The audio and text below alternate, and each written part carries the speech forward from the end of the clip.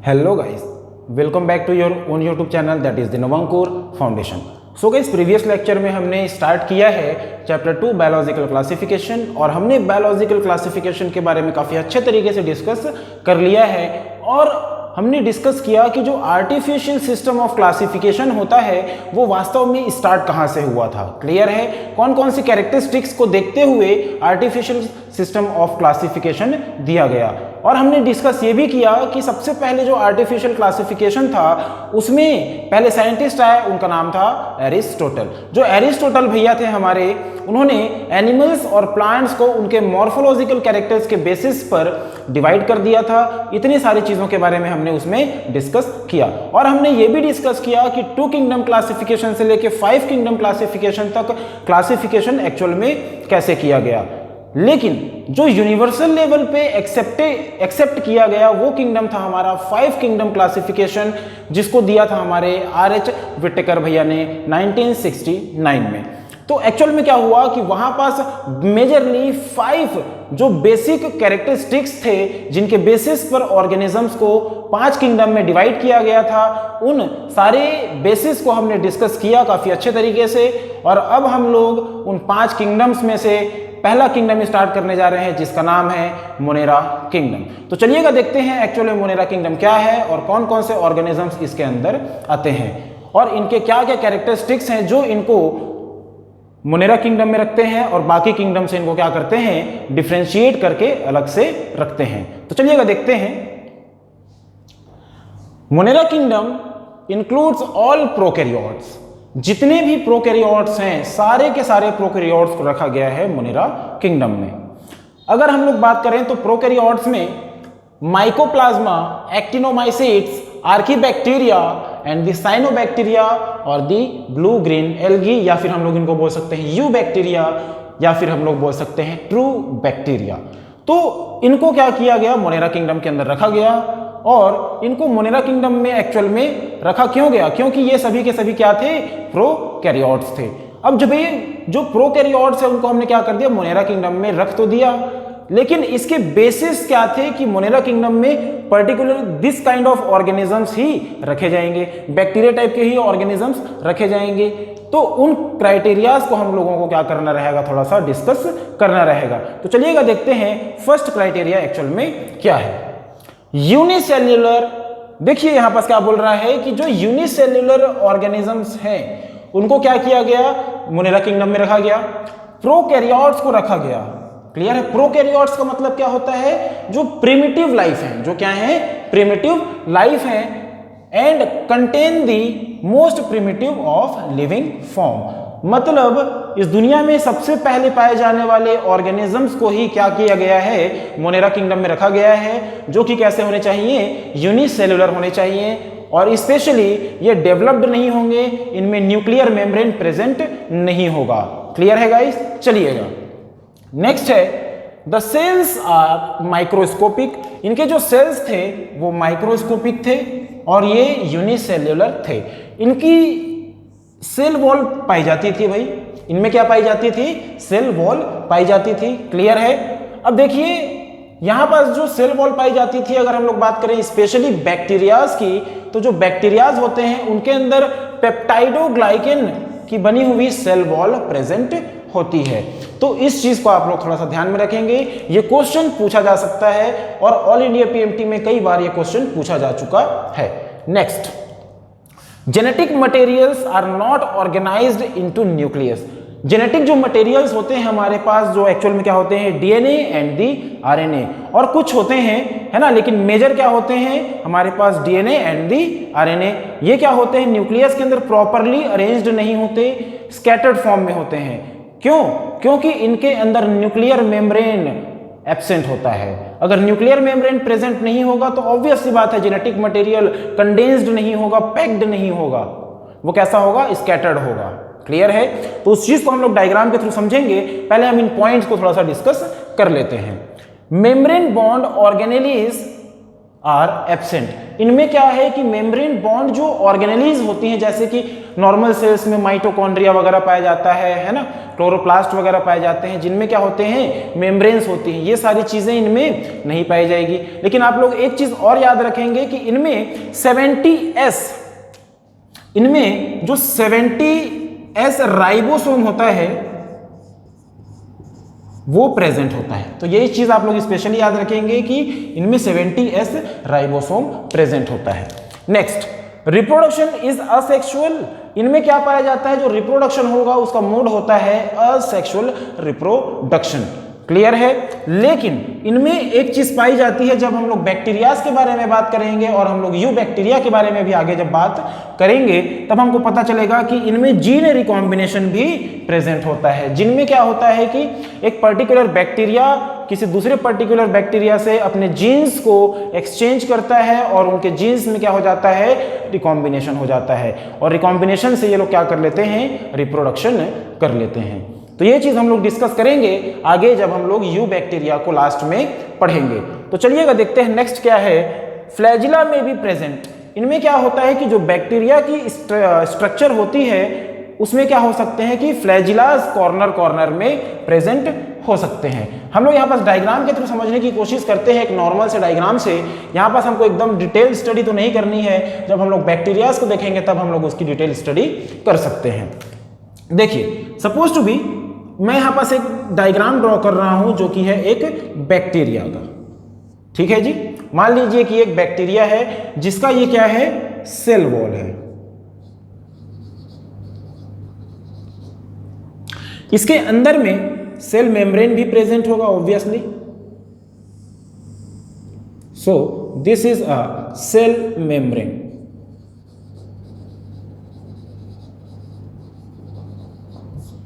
ठीक है। अब एक्चुअल में क्या हो रहा है कि जो ये एक्चुअल में है कैसे, प्रोकैरियोट्स। क्या है ये,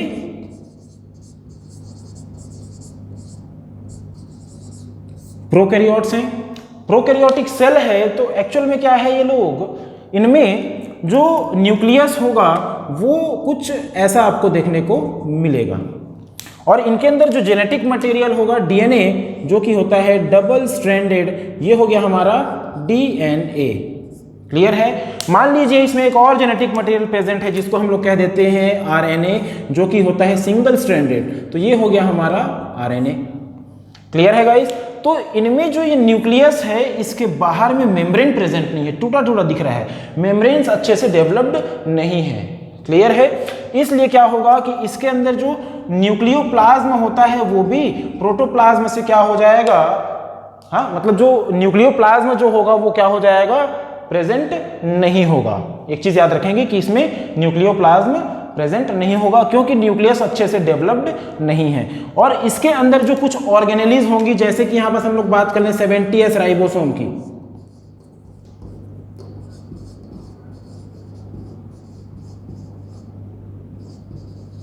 यहां पास क्या हो गया, हमारे पास 70S राइबोसोम हो गया। क्लियर है। और यहां पास कुछ और ऑर्गेनेलीज होंगी, लेकिन उनमें वही पाए जाएंगे जिनमें मेम्ब्रेन नहीं होगा, वही ऑर्गेनेलीज पाई जाएंगी जिनमें क्या नहीं होगा, मेम्ब्रेन नहीं होगा। तो इस चीज को आप लोग याद रखेंगे।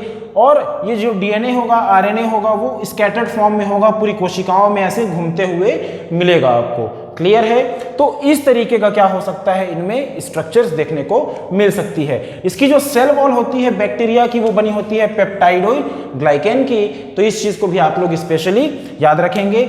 यहां पर जो फ्लैजिला की बात हो रही है, जो ये फ्लैजिला है, फ्लैजिला इनमें प्रेजेंट भी हो सकता है और नहीं भी हो सकता है। इनमें फ्लैजिलास जो हैं उनके नंबर जो है वो क्या कर सकते हैं, वेरी कर सकते हैं। मान लीजिए कि ये क्या है, एक फ्लैजिला है। ठीक है, यहाँ बस एक दिख रहा है। कभी कभी कुछ बैक्टीरियाज में क्या हो जाता है कि दोनों साइड एक एक देखने को मिल जाए। कभी कभी क्या होता है कि 2 फ्लैजिला ईच साइड आपको देखने को मिल जाए। तो ऐसे आप लोग इनको देख सकते हैं। एक्चुअल में सिंगल भी हो सकता है, 2 हो सकते हैं, 4 भी हो सकते हैं इनमें फ्लैजिलास। तो इस चीज को याद रखेंगे कि एक्चुअल में यूनिसेलुलर ऑर्गेनिजम्स जो हैं प्रोकैरियोट्स हैं और प्रिमिटिव लिविंग फॉर्म है, उन्हीं को रखा गया है कहां पास, मोनेरा किंगडम में।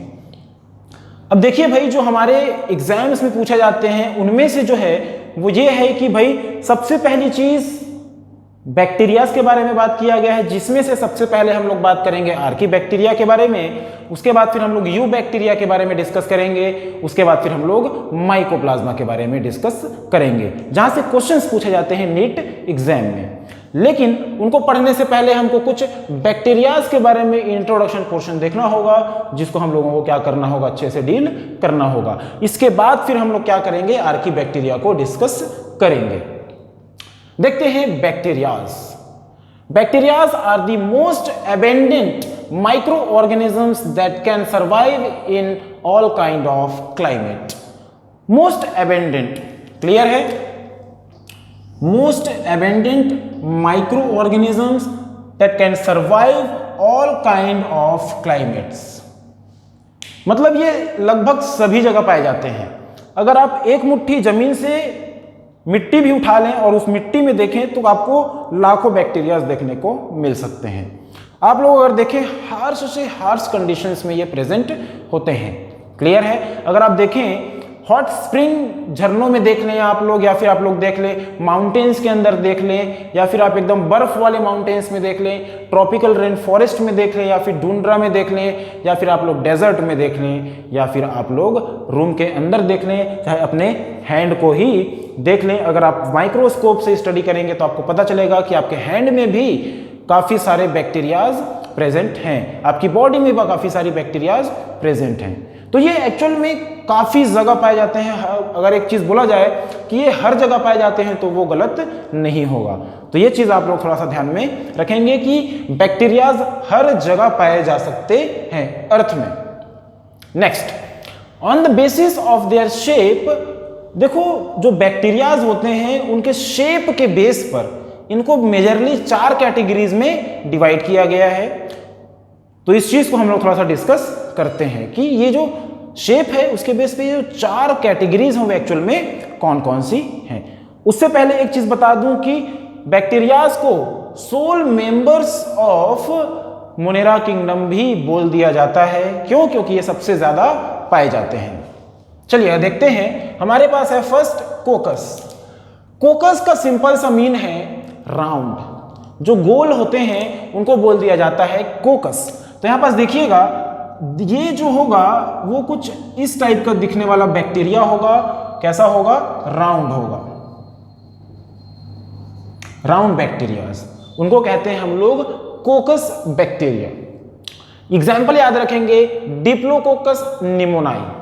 जो डिप्लोकोकस निमोनाई होता है वो एक्चुअल में क्या है? राउंड बैक्टीरिया है, जो कि निमोनिया के लिए रिस्पॉन्सिबल होता है एनिमल्स में। क्लियर है? Next one, bacillus. ये होते हैं रॉड शेप्ड। रॉड शेप्ड जितने भी बैक्टीरियाज हैं उनको हम लोग कहते हैं बैसिलस। एग्जाम्पल याद रखेंगे, बैसिलस थुरिंजिएंसिस। इन लोग, इसको हम लोग बायोटेक में देखेंगे जब हम लोग बीटी कॉटन के बारे में स्टडी करेंगे। तो ये चीज याद रखेंगे कि इसको हम लोग कहां देखेंगे? बायोटेक चैप्टर में। क्लियर है? आप लोग याद रखेंगे कि हम लोग बीटी कॉटन की जब स्टडी करेंगे तब यहां पास हम लोग क्या करेंगे? बैसिलस थुरिंजिएंसिस के बारे में डिस्कस करेंगे। ठीक है, चलिएगा नेक्स्ट, विब्रियो कॉमा शेप्ड। तो ये एक्चुअल में कैसे होते हैं? रॉड शेप्ड होते हैं। This kind of structures they are having. ठीक है, तो ये रॉड शेप्ड हो गया। अब हम लोग देख रहे हैं विब्रियो जो कि होते हैं कैसे? Comma shaped. तो ये जो एक्चुअल में जो कॉमा शेप्ड होंगे वो कुछ ऐसे दिखेंगे ये बैक्टीरियाज। ठीक है, विब्रियो कोलेरा। विब्रियो कोलेरी एक डिजीज होती है, उसके लिए रिस्पॉन्सिबल होने वाले ये बैक्टीरियाज स्पेशली हैं कोलेरा डिजीज के लिए। ठीक है, अब नेक्स्ट देखते हैं, वो चीज है स्पाइरलम। ये जो बैक्टीरियाज होते हैं वो एक्चुअल में स्पाइरल शेप के होते हैं, स्पाइरल शेप के। देखिए ऐसे, ये कुछ इस टाइप के दिखते हैं हमारे जो बैक्टीरियाज हैं, स्पाइरल बैक्टीरियाज। क्लियर है? एग्जाम्पल याद रखेंगे, ट्रिपोनिमा बैक्टीरिया।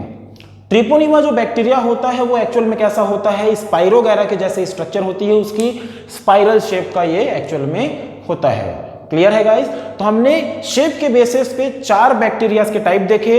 पहला देखा हमने कोकस जो कि होते हैं राउंड, और बैसिलस देखा हमने रॉड शेप्ड, और विब्रियो देखा हमने कॉमा शेप्ड, और हमारा लास्ट है स्पाइरलम जो कि होता है स्पाइरल शेप्ड। अब क्या है कि जो बैक्टीरियाज हैं उनके कॉम्बिनेशन को हम लोग कैसे स्टडी करेंगे, इस चीज के लिए भी यहां पास हम लोग क्या कर सकते हैं, थोड़ा सा फोकस कर सकते हैं। तो देखिएगा यहां पास पहली चीज है वो है माइक्रोकोकस।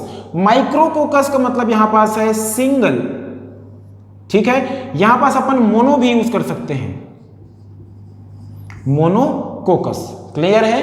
तो याद रखेंगे कि यहां पास माइक्रोकोकस या फिर मोनोकोकस का मतलब एक कोकस बैक्टीरिया की बात हो रही है, एक राउंड बैक्टीरिया की बात हो रही है। डिप्लोकोकस 2 राउंड बैक्टीरिया की बात हो रही है। डिप्लो मीन्स 2, मतलब 2 राउंड बैक्टीरिया जो ऐसे अटैच्ड होंगे तो उनको बोल देंगे डिप्लोकोकस बैक्टीरिया। टेट्राकोकस में क्या होगा, टेट्रा मीन्स 4, तो यहां पास 4 बैक्टीरिया क्या होंगे, ऐसे अरेंज्ड होंगे। ये देखिए 4 बैक्टीरियाज ऐसे अरेंज है, उनको क्या बोलेंगे, टेट्राकोकस बैक्टीरियाज। स्ट्रेप्टोकोकस की जब बात करते हैं तो यहां पास क्या होता है कि जो बैक्टीरियाज हैं वो बंच ऑफ बैक्टीरियाज बन जाते हैं और वो लोग फॉर्म कर लेते हैं एक चैन लाइक स्ट्रक्चर, तो उनको कह देते हैं हम लोग, देखिएगा यहां पास स्ट्रेप्टोकोकस के लिए डायग्राम शो कर रहा हूं मैं, तो ऐसे चैन लाइक स्ट्रक्चर बना लेते हैं ये लोग, इसको कह देते हैं अपन क्या, स्ट्रेप्टोकोकस बैक्टीरियाज। क्लियर है? तो ये चीज याद रखेंगे कि ये वाला क्या है, मोनोकोकस या फिर micrococcus, this is the diplococcus and this is the tetracoccus and this is the chain like structure. ये क्या हो गया हमारा स्ट्रेप्टोकोकस बैक्टीरियाज। तो यहां तक की बात आप लोग थोड़ा सा ध्यान में रखेंगे।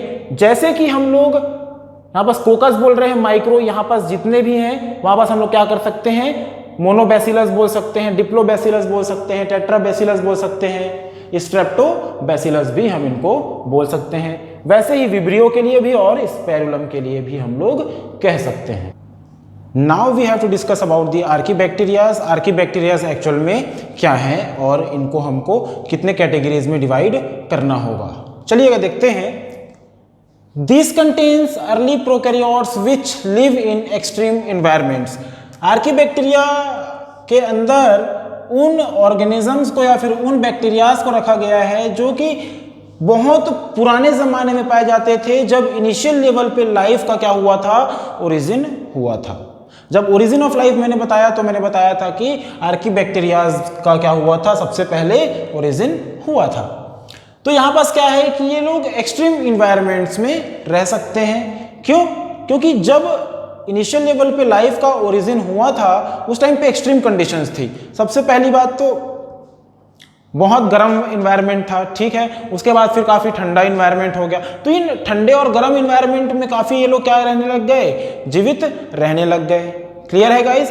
तो एक्सट्रीम इन्वायरमेंट्स में ये क्या रह सकते हैं, जिंदा रह सकते हैं। तो इस चीज को आप लोग याद रखेंगे और इनके एक्सट्रीम इन्वायरमेंट्स में रहने की हैबिट को देखकर ही इनको हम लोग बेसिकली 3 कैटेगरीज में पढ़ेंगे। क्लियर है गाइस? तो पहली कैटेगरी क्या है देखते हैं। पहला है एक्सट्रीम सॉल्टी एरिया में पाए जाने वाले जो बैक्टीरियाज होते हैं, जो आर्कीबैक्टीरियाज होते हैं, उनको हम लोग थैलोफिल्स के अंदर डील करते हैं। मतलब एक्सट्रीम सॉल्ट मतलब बहुत ज्यादा नमक पाया जाएगा, वैसे जगह पे ये लोग कहां पाए जाएंगे, ये बैक्टीरियाज पाए जाएंगे। तो स्पेशली आप लोग याद रखेंगे कि एक्सट्रीम सॉल्टी एरिया में पाए जाने वाले बैक्टीरियाज को हम लोग कहते हैं हैलोफिल्स। एग्जांपल्स देखेंगे, Halomonas and the Halobacillus are the example of the extreme salty areas halophils bacterias। ठीक है, नेक्स्ट है हमारे पास हॉट स्प्रिंग्स में जो पाए जाने वाले हैं। ठीक है, जो हॉट स्प्रिंग्स में पाए जाने वाले हैं, मतलब थर्मो का मतलब यहां पास है टेम्परेचर से, किससे है, टेम्परेचर से, और यहां पास एसिडो का मतलब क्या है, एसिड से। मतलब जहां पास टेम्परेचर एक्सट्रीम हो और एसिडिटी भी क्या हो, बहुत ज्यादा हो, एसिड की मात्रा बहुत ज्यादा हो और टेम्परेचर भी बहुत ज्यादा हो, वहां पास पाए जाने वाले आर्कीबैक्टीरियाज को हम लोग कह देते हैं थर्मो एसिडोफिल्स बैक्टीरियाज। एग्जाम्पल देखते हैं, थर्मोप्लाज्मा एक एग्जाम्पल है, थर्मोकोकाई भी एक इस बैक्टीरिया का क्या है, एग्जाम्पल है, तो याद रखेंगे। अब नेक्स्ट है हमारे पास जो थर्ड है वो क्या बोल रहा है कि मार्शी एरियाज में पाए जाने वाले, मतलब जो दलदली एरियाज, जो मैनग्रूव टाइप के इलाके होते हैं, दलदली एरियाज जो होते हैं वहां पास पाए जाने वाले बैक्टीरियाज को हम लोग कह देते हैं मेथेनोजेंस, है ना, मेथेनोजेंस, ठीक है।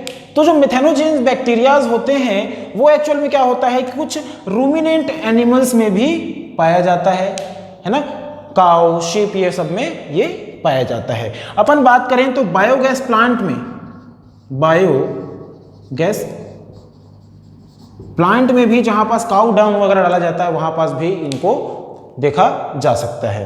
एग्जाम्पल्स देखते हैं जो मेथेनोजेंस होते हैं वो एक्चुअल में कौन होते हैं, मेथेनोबैसिलस एंड दी मेथेनोकोकस। ये जो एग्जाम्पल है इसको आप लोग थोड़ा सा ध्यान में रखेंगे। हमको यहाँ पास क्या करना है कि जो मेथेनोजेंस होते हैं वो मेटाबोलाइज करते हैं कार्बन डाइऑक्साइड और हाइड्रोजन को और बना देते हैं क्या, मीथेन गैस। तो यहां तक की बात आप लोग थोड़ा सा ध्यान में रखेंगे। स्पेशली आर्कीबैक्टीरियम में ये एग्जांपल्स पूछे जा सकते हैं, हेलोफिल्स पूछा जा सकता है आपसे, थर्मोएसिडोफिल्स पूछा जा सकता है आपसे मेथेनोजेंस पूछा जा सकता है कि ये किन में प्रेजेंट होता है। रूमिनेंट्स एनिमल्स में पूछा जा चुका है, बायोगैस प्लांट में पूछा जा चुका है और इनके एग्जाम्पल्स भी आप लोग ध्यान में रखेंगे। यहाँ पास मेटाबॉलिक जो रिएक्शन है इसको भी आप लोग थोड़ा सा ध्यान में रखेंगे। बाकी जो चीज़ें हैं वो ज़्यादा कुछ डिस्कस करने लायक नहीं है, उतनी ज़्यादा डिटेल में हमको इस आर्कीबैक्टीरिया को स्टडी नहीं करना है। क्लियर है गाइस?